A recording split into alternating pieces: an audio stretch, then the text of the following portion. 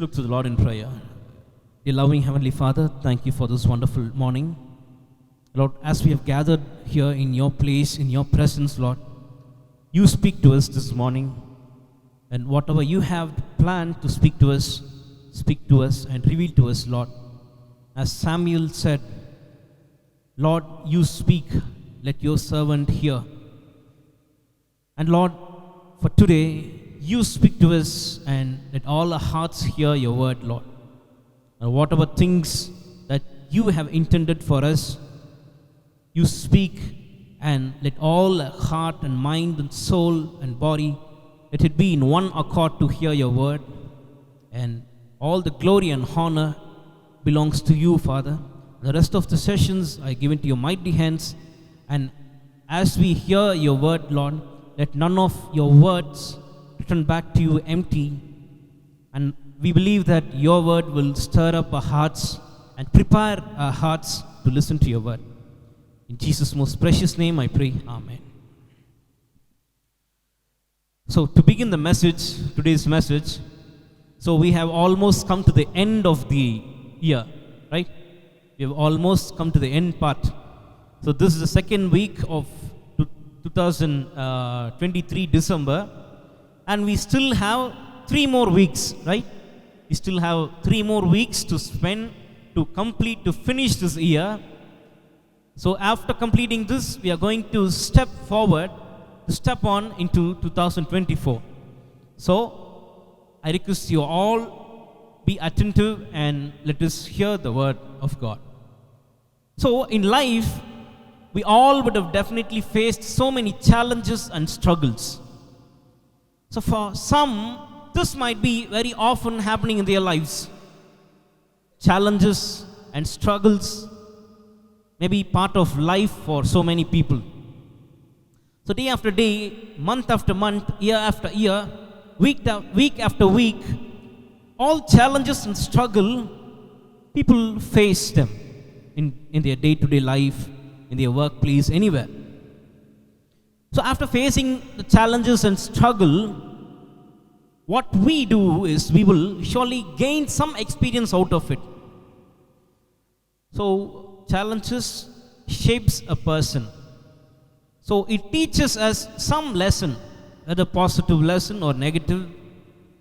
So anyhow, it gives us experience. But we have something serious to look at today.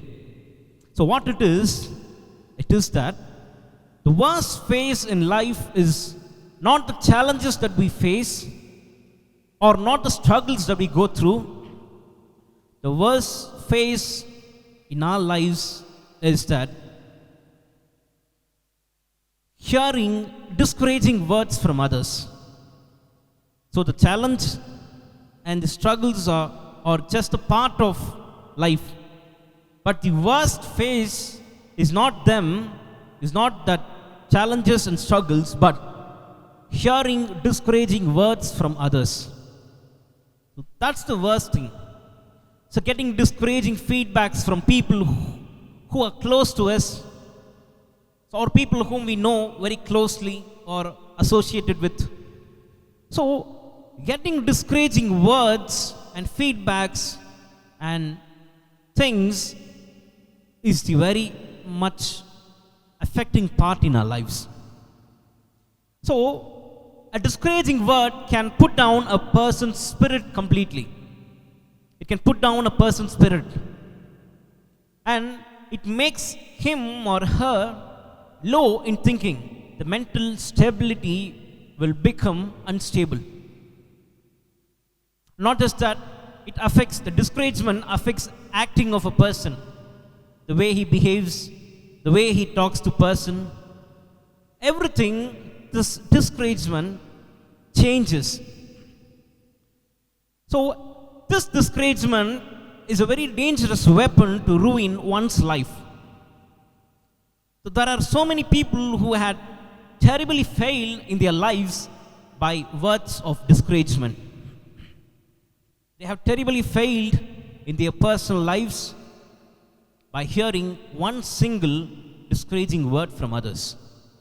So many have utterly failed in their education, Because one teacher would have told a student, you are not fit to study in this school, or you are not suitable person to hand this responsibility in your hands. So in the educational system, students have utterly failed because of one simple discouraging words from somebody in the school, maybe from teachers or from any people, any authorities over them.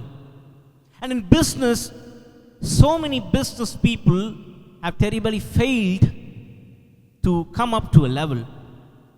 So many lives are disturbed and were disturbed with this discouraging words. So if these people wouldn't have heard those discouraging words in their lives, they would have become great, wise people, great genius, great business persons, top leaders, and great persons in their lives. So discouragement stops a person to reach his or her goal. So discouragement changes your mind. Discouragement changes your direction. It changes your ability. It changes your identity. It changes your aim. And finally, it changes a life upside down. See, look at the nature of discouragement. So how horrible it is. So either in spiritual life or in our regular life, normal life, this discouragement should never be taken to our heart. So most of the time, when we are discouraged by people who are around us, what happens is our heart will be filled with all these words of discouragement. So, and it affects our day-to-day activity and everything it affects badly. So it should never be taken into our hearts. So always remember, a discouraging word can cause huge loss in one's life. And discouragement can make someone disabled. It can really make a person, something, a disabled one. So all the physical parts will be working for them, but their thoughts and minds become frozen and dysfunctional. So look at the cruel side, the worst side of discouragement. So we must always be careful and must be aware of what we speak to others. So what the word we speak before others, to others, everything must be carefully noted. So we must always be cautious, must always be aware of what word we are speaking to others. So it may be just for fun, people talk sometime. For some people just mocks their friends, but we don't know the worst side of it. Those simple fun discouragement really affects that friend badly. So he goes to his home, he always thinks about it, and without any solution, he suffers a lot from within. He cannot express it outside. So, in the friend circle, commonly it happens. For fun, we discourage some people from friends in a gang group, but that makes a huge difference in their lives. So it may be a casual talk. You can tell it's a casual talk that we spoke. I just simply said something discouraging. I really don't know how it would affect somebody. Simply just for fun I spoke. So once a discouraging word comes out of a mouth, we knowingly or unknowingly affect one's life, and we are going to ruin their life. So that is why all the elders, parents, teachers, and grandparents, what they tell us very often is, use your words carefully. Once it is poured out, it cannot be taken back. Once you say any word, it cannot be reversed. It cannot be taken back. So always use your word carefully. So in the Bible we see an incident where God's people faced a great discouraging incident in their lives. So discouragement is for all. Everyone will get this in their once or very often in their lives. So discouragement is both for people of God as well as people who are outside of God. Everyone faces these challenges, and everybody is being taken into and through that discouraging factors. So in the Bible also we see one incident that the people of God, they undergone several discouraging incidents in their lives. So this is not something lightly to be taken here. So whatever that we are about to read and meditate is not a simple incident, but it is about the people of God who faced a terrible challenge in their life's journey. So I believe this incident will help us to grow in the midst of discouragement and challenges. So whatever we are about to read and meditate, I believe that God will speak to us this morning, and He will tell us what to do and what not to do, how to be and how not to be. So we will look many things today, and mainly we will look also what these people of God in the Bible did in the times of discouragement. So very often we hear that don't be discouraged. All our friends and elders they tell, don't be discouraged. It's just a simple way, simple thing, simple matter. Don't take it very serious. And not just that, today we are going to learn what must be done in the times of discouragement. What can be done? So also we will see what they did, these people did to get rid of those discouragement. Even in the midst of discouragement, how they survived and how they lived and faced them. So kindly pay attention to God's word, and may God speak to us this morning and strengthen us. So people who are with your notebooks and pen, you noted down whatever things that comes to your mind, or whatever things that God is speaking to you, or whatever things that is good, seems good to you, just write it down, so it will be helpful for your future. So let us turn our Bibles to Ezra,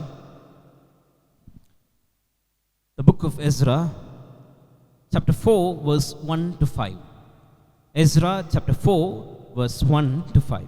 I will read it for you. When the enemies of Judah and Benjamin heard that the exiles were building a temple for the Lord, the God of Israel, they came to Zerubbabel and to the heads of the families and said, "Let us help you build, because like you, we seek your God and have been sacrificing to him since the time of Esarhaddon, king of Assyria, who brought us here." But Zerubbabel, Joshua, and the rest of the heads of the families of Israel answered, "You have no part with us in building a temple to our God. We alone will build it for the Lord, the God of Israel, as King Cyrus, the king of Persia, commanded us." Then the peoples around them set out to discourage the people of Judah and make them afraid to go on building. They bribed officials to work against them and frustrate their plans during the entire reign of Cyrus, king of Persia, and down to the reign of Darius, king of Persia. So in this reading, before stepping into this reading and understanding what these verses tell us, we need to look at the background. As we always tell you, we need to look at the background, what happened. So in 586 BC, before Christ, in the year 586, the temple of Jerusalem was destroyed by King Nebuchadnezzar, king of Babylon. So we all know that incident. Solomon built a great temple for the Lord, and after his death and after his kingdom was divided into two,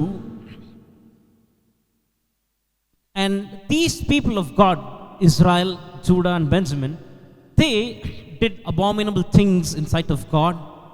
The trespasses were increasing, and whatever God instructed them, they did not carry out. So God sent King Nebuchadnezzar, king of Babylon, to destroy the temple which is in Jerusalem in 586 BC. So this was the second captivity of Israel. So this captivity of Israel caused huge damage. So in their first captive, the Assyrians captured them, the Israelites, and the 10 northern tribes were taken into captivity. So among the 12, 10 were taken into captivity by the Assyrian kingdom. Before this, Nebuchadnezzar came. So this Nebuchadnezzar, he came and destroyed the temple, and he also took away several people, many people. At this time, the coming of the arrival, the part of King Nebuchadnezzar was the second captivity of Jerusalem and Judah and the people of Israel. So from all these places, people were taken into captivity. So we see the 10 tribes of Israel were into exile. They were scattered, but the people later became rebellious. The first time God warned them, God handed over to king of Assyria, and they were like mixed people, and some came, many things happened. Another time God gave chance, but at that second time also, these Israelites people, they failed. So God once again sent the Babylonian kingdom to capture these people. So, but later we see the people were also rebellious to God and did not obey the commandments. And again, 586, that just now we read. So, 2 times they were taken into captivity till this book, Ezra. So, in 536 BC, the first set of Jewish exiles who were taken into captivity, they came back. They returned back to Jerusalem to rebuild God's temple. So God's temple was destroyed. So these people, Jewish people, who returned from the exile, the first set of people, they planned to rebuild the temple of God, which is desolated. So because the temple's condition was worse and nothing was there, they planned to build it. So the returned exiles begin their work on rebuilding the temple of Yahweh, the God of Israel. Verse 1, it says, when the enemies of Judah and Benjamin heard that the exiles were building a temple for the Lord, the God of Israel, and it continues, and we will look the first verse. See, the enemies of Judah and Benjamin. We see a line, the enemies of Judah and Benjamin. So who were they? The people who remained there, people who were left and not had taken into captivity. So they were the ones whom this verse is referring. So these remaining people were the Samaritans. So in the New Testament also we come across the Good Samaritan and the Samaritan woman. Jesus talking with that woman, Samaritan woman, and the whole Samaritan village came into the saving knowledge of Christ. So everyone accepted Jesus. So in the New Testament we can see Samaritans, right? These Samaritans are the same Samaritans in Ezra's time. So their descendants were the people who lived in Jesus' time.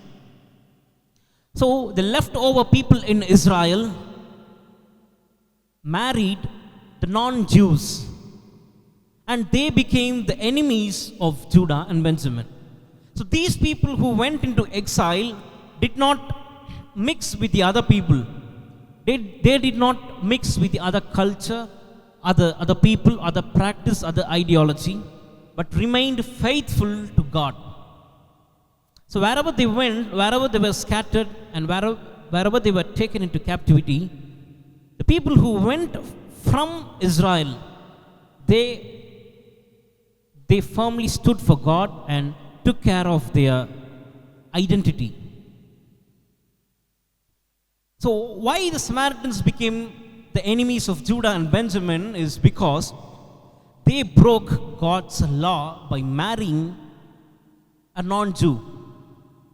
So people who are not God's people came into these leftover people and they married them. So, but the exiles did not lose their identity. They remained pure at wherever the place the kingdom put them. So, according to the law of God, God separated the people of Israel out of all the people and gave instructions and laws to follow. And He told them, you should never mix with the other people. You should never have any other people in your midst, like marrying them, giving into marriage and taken into marriage. Nothing should be done. You can talk with them, you can cross their way, they can come across your way. I mean the real path, the place, the road, anything. But you have nothing to do with all those things, all those people. You have to remain separate for me. So, according to Judah and Benjamin, these Samaritans were enemies because they lost the Jewish identity. So they lost their race, they lost their pureness, the purity. These Samaritans heard that the exiles, their brothers who were taken long ago into captivity, returned back from exile and were building a temple for the God of Israel. They heard all these news that the people who went into exile are returning back, and people who return back, they are starting their work on building the temple of God, which is in Jerusalem. What happened next is verse 2.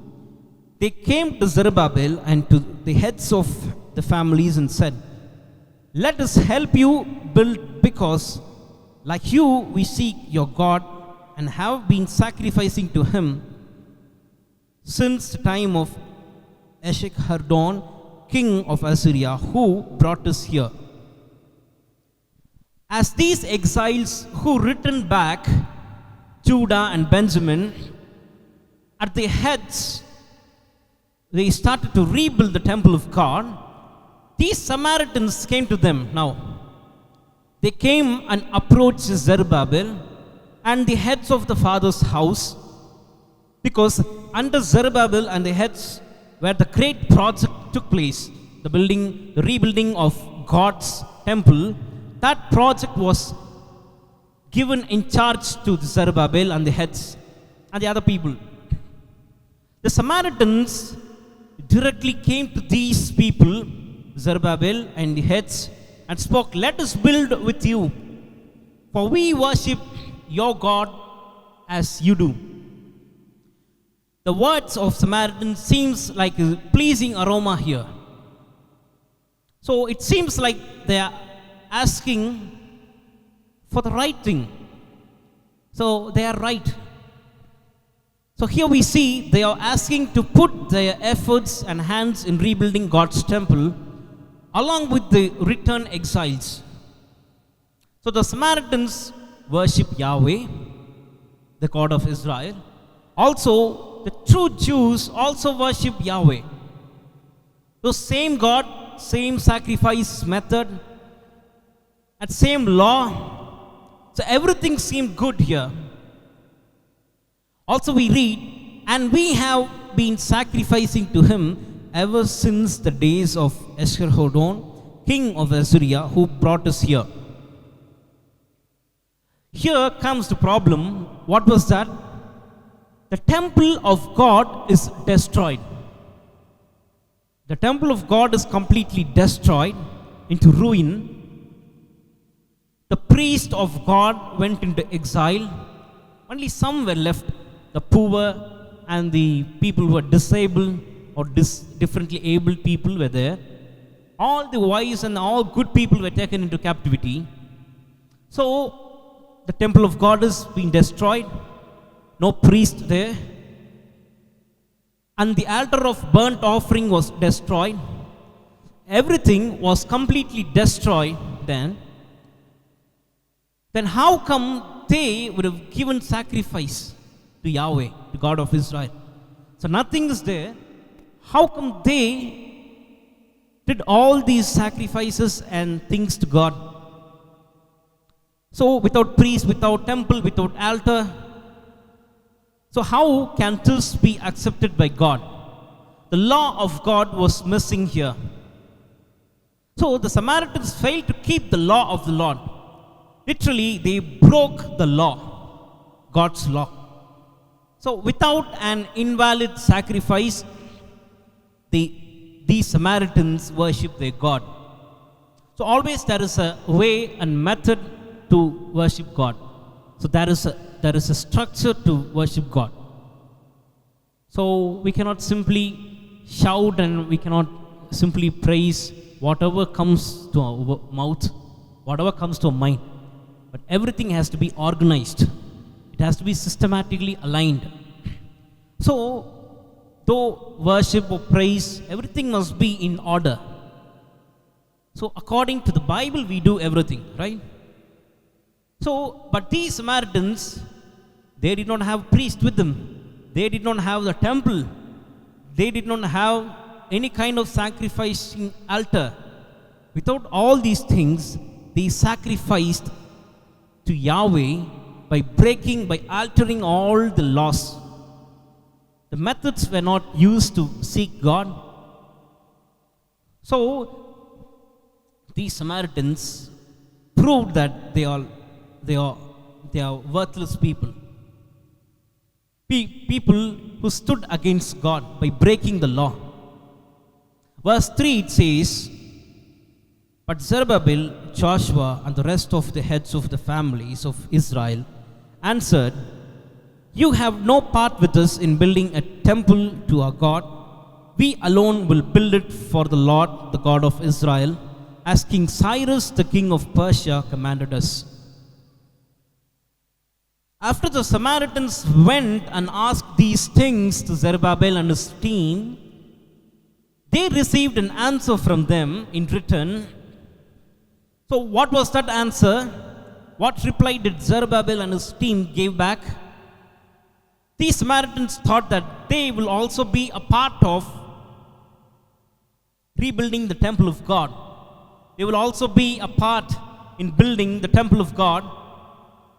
And suddenly an unexpected reply came from Zerubbabel and his team. We see, but Zerubbabel, Joshua, and the rest of the heads of the families of Israel replied. They gave an answer. They said, "You have no part with us in building a temple to our God." So, just keenly observe this. You have no part with us in building a temple to our God.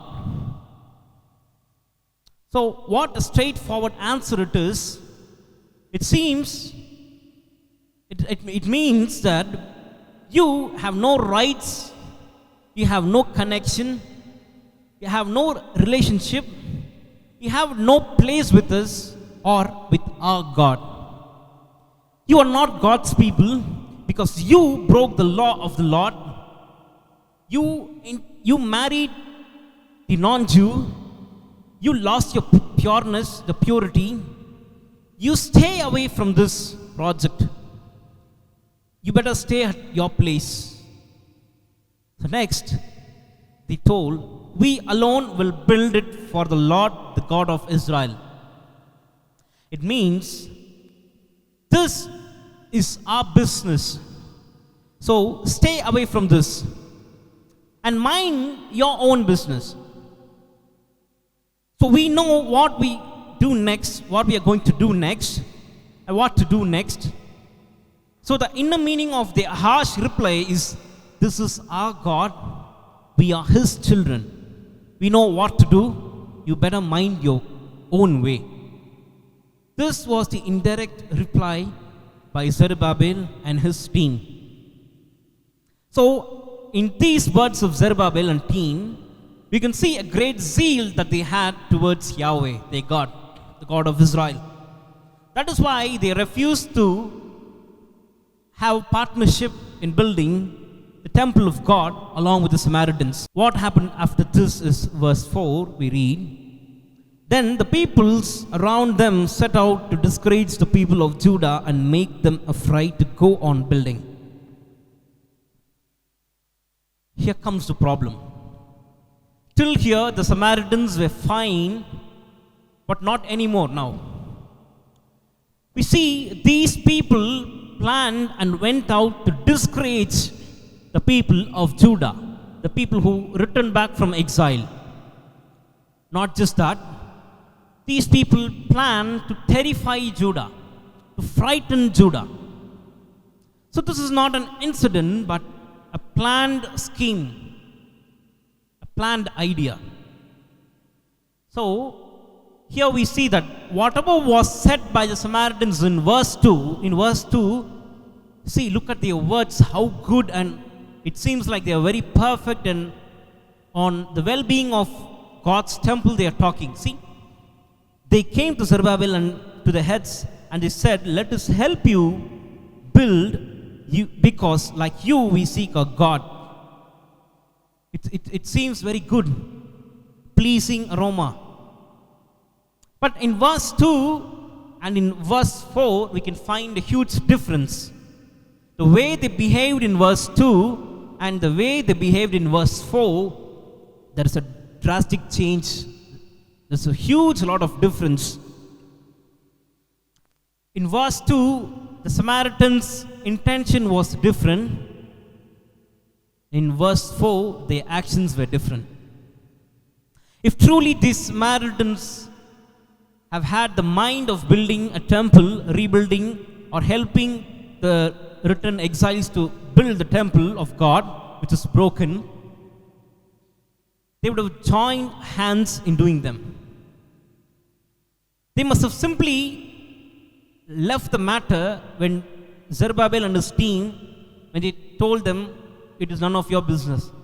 These Samaritans, if their heart is truly devoted to God, they would have left that matter as it is and went to look and other matters, other ways and other duties.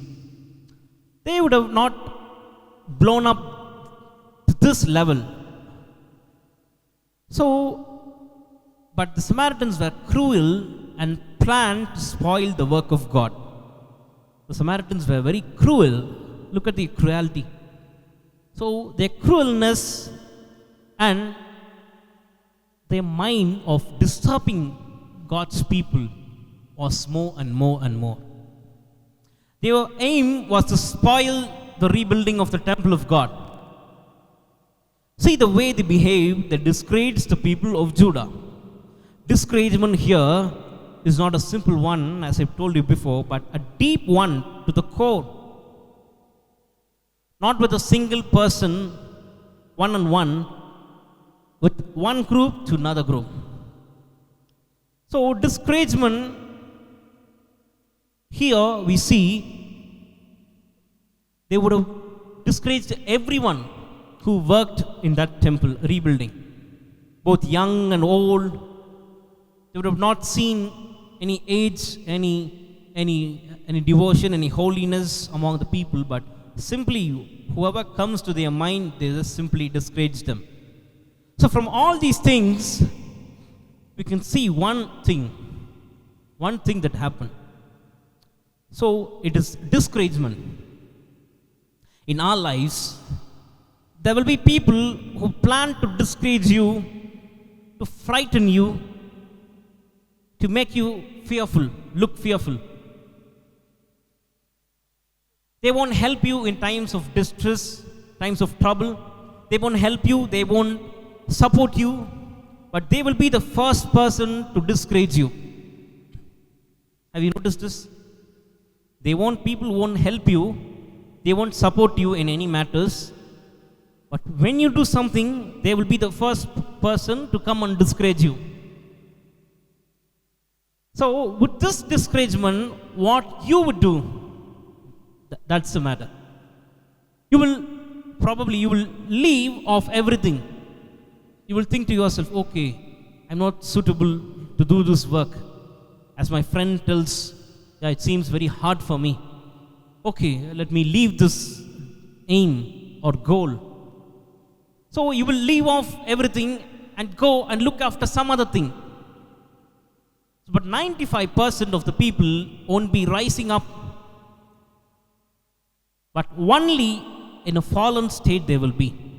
They won't rise up after hearing a discouraging word. Because in today's time, people discourage so many other people. The amount of discouragement increases, and the amount of falling apart from the goal with this discouragement also increases.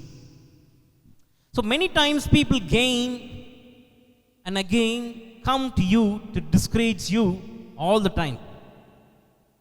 So they will tell to you in front of you, you can't do this. How can you do this? See that person, he himself cannot do that. So he himself failed to do such great thing. And who are you to do this? So you better leave this. You are not suitable for this. So after hearing this, that's it. All your spirit will become low. All your aim will narrow down. All your vision will be dimmed and blind. So coming back to verse 5, we see they bribed officials to work against them and frustrate their plans during the entire reign of Cyrus, king of Persia, and down to the reign of Darius, king of Persia. So the Samaritans not just discouraged the written exile, Judah or Zerubbabel and his team, but they bribed officials to work against them and to spoil their plan.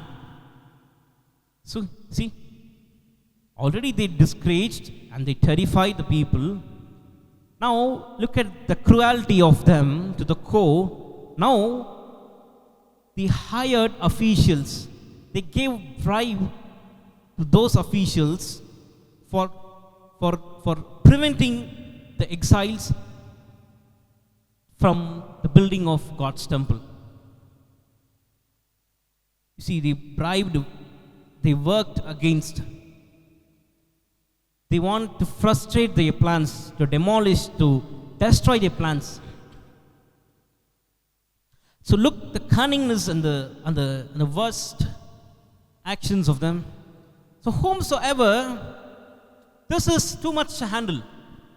Pressure from one side, giving bribe to another person and controlling them.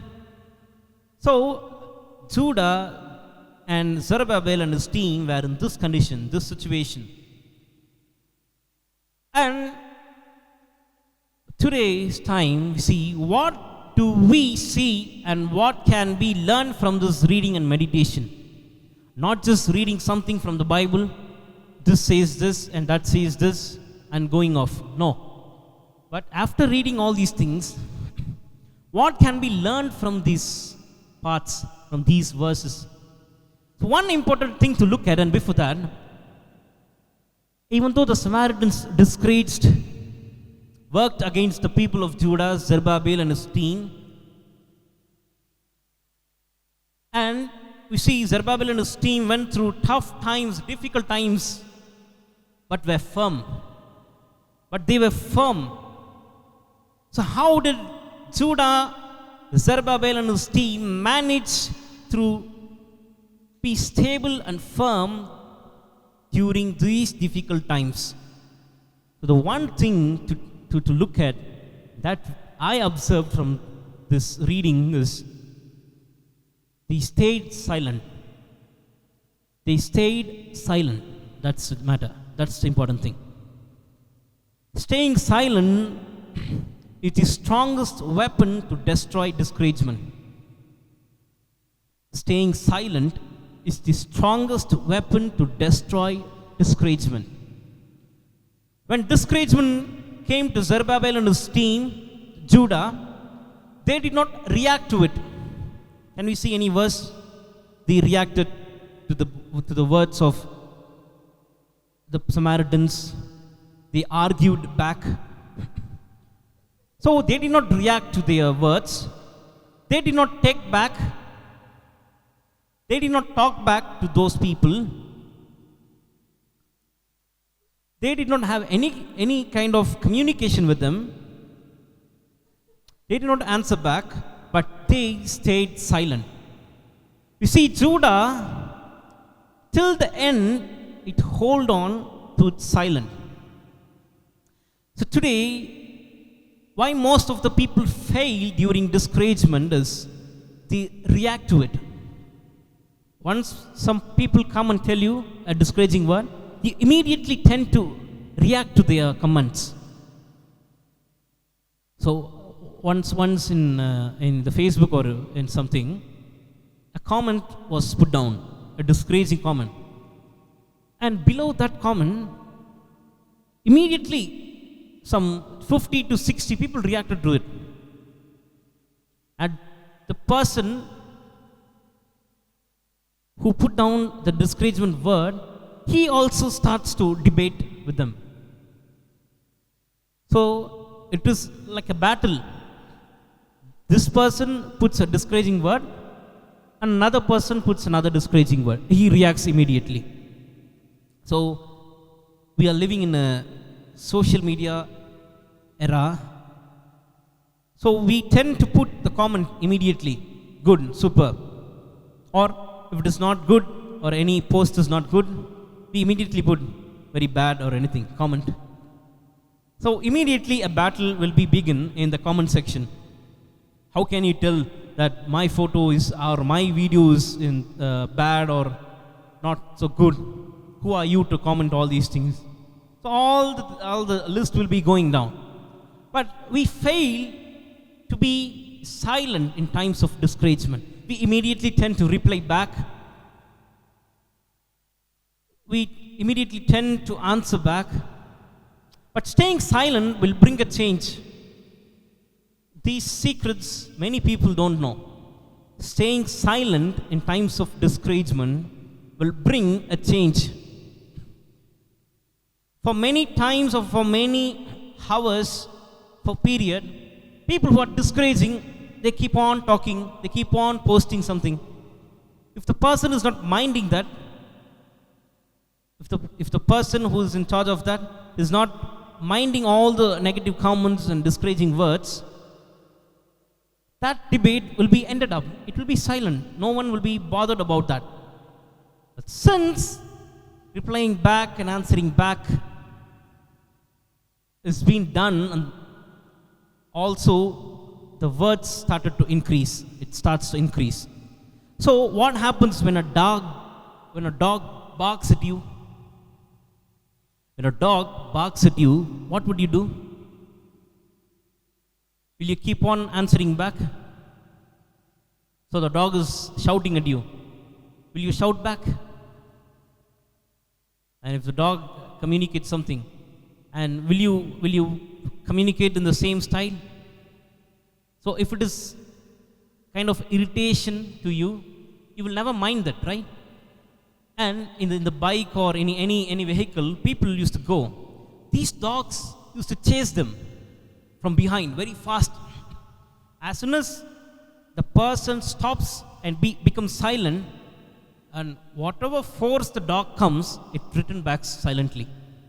But most people, what they do, most youngsters, what they do is only then they will raise the bike or motorcycle or the vehicle fast. It will causes the dog, it causes some irritation to the dog, and it all the more it runs even more faster and comes and bites us.